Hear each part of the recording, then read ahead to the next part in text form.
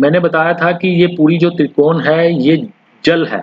दोस्तों अब देखिए, जब हम वास्तु में ये नॉर्थ दिशा कहलाती है, ये हमारी वेस्ट दिशा कहलाती है, ये साउथ कहलाती है और ये ईस्ट कहलाती है। मैं आपको यहाँ बना भी देता हूँ, ईस्ट, साउथ, वेस्ट और नॉर्थ। अब देखिए हम बात कर रहे हैं यहाँ कुंडली की, तो कुंडली में ये पहला घर हो गया जो मैंने पीछे बताया था आपको, ये वाला पहला घर, दूसरा, तीसरा, चौथा। अब यहाँ समझिएगा कि ये पहला घर हो गया, ये वाली ये त्रिकोण है, पर ये हमें ईस्ट कहलाते हैं, इसको ईस्ट कहते हैं। तो कुंडली में ये ईस्ट हो गया। जब ये ईस्ट हो जाएगा तो दोस्तों यहाँ जानना ये होगा, जब मैं इस त्रिकोण को यहाँ ये चीज समझिएगा, जल में पहली राशि उदय होती है, ये वाली मेष, मंगल, अग्नि। मेष राशि कितनी दूषित है, कितनी बलवान है, तो बॉडी भी उतनी दूषित और बलवान हो जाती है। तो ये अग्नि राशि यहाँ पे आ रही है। दोस्तों यार राज की बात बताता हूँ, जब भी हम इस कुंडली में इसको 16 त्रिकोण में डिवाइड कर देते हैं, क्योंकि है तो ये त्रिकोण ही है ना, ये त्रिकोण ही बना रहा है, छोटी त्रिकोण है ना। तो मैंने आपको पहले बात की थी कि ये टोटल हमारी 16 त्रिकोण होती है।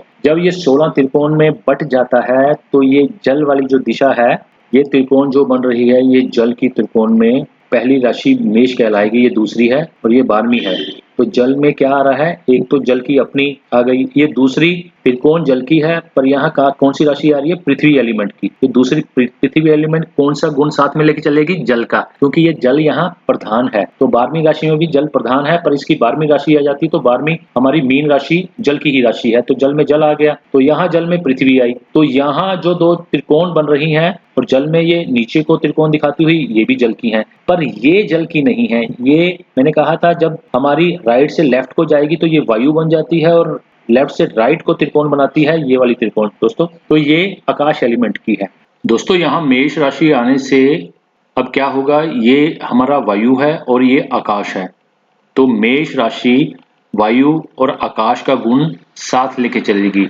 अब दोस्तों ये फिक्स हो गया कालपुरुष की कुंडली के हिसाब से, क्योंकि यहाँ मेष राशि आने से मेष राशि हमेशा अग्नि का गुण, वायु का गुण, आकाश का गुण, और ये सभी कहाँ आ रहे हैं, ये पूरी दिशा किसकी है, जल की, और साथ में जल का गुण।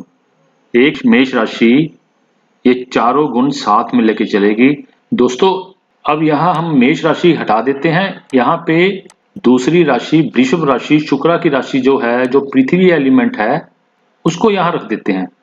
अब देखिए अब ये दूसरी राशि क्या लेके चलेगी, मेजर ये जल वाली है, तो जल का गुण तो चलेगा ही चलेगा, और साथ में वायु का गुण और आकाश का गुण, और यहाँ मिसिंग क्या हुआ, अग्नि मिसिंग हो गई।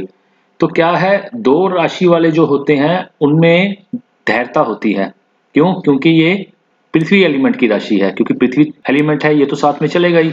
तो क्या ये धैर्य से सोचते हैं, बड़े शांत रहते हैं, इनमें जल्दबाजी, एग्रेशन वगैरह चीजें नहीं होती, और ये किसी से इतनी जल्दी लड़ते भी नहीं है, क्योंकि लड़ता कौन है, अग्नि वाला। अग्नि वाले को एकदम से गुस्सा आता है, इनको गुस्सा हर इंसान में होता है, पर इनको इतनी जल्दी गुस्सा नहीं आता। तो यहाँ बदल गया ना। तो इसी तरह आपने आगे भी इसी तरह सोचते जाना है, पर सबसे पहले आपके लिए समझना ये जरूरी है कि इसको कहते क्या है, ये चलता कैसे है, इसमें ग्रह या राशि आने से वो किसका प्रभाव साथ लेके चलेगा। इसी तरह ये त्रिकोण जो बन गए, ये केंद्र में त्रिकोण बन गए, हमने 4 केंद्र को 8 त्रिकोणों में डिवाइड कर दिया। और इसके साथ जो एडिशन नहीं जानते लोग, आज आपको ये जानकारी भी साझा करूंगा। अब केंद्र में लक्ष्मी और विष्णु का स्थान, क्योंकि इसमें एक त्रिकोण भी आ गई, पहली त्रिकोण भी बनी यहाँ पे, और ये केंद्र भी बना, तो इसको लक्ष्मी और विष्णु कहा जाता है। इन 5 और 9 को दोनों को लक्ष्मी स्थान कहा जाता है।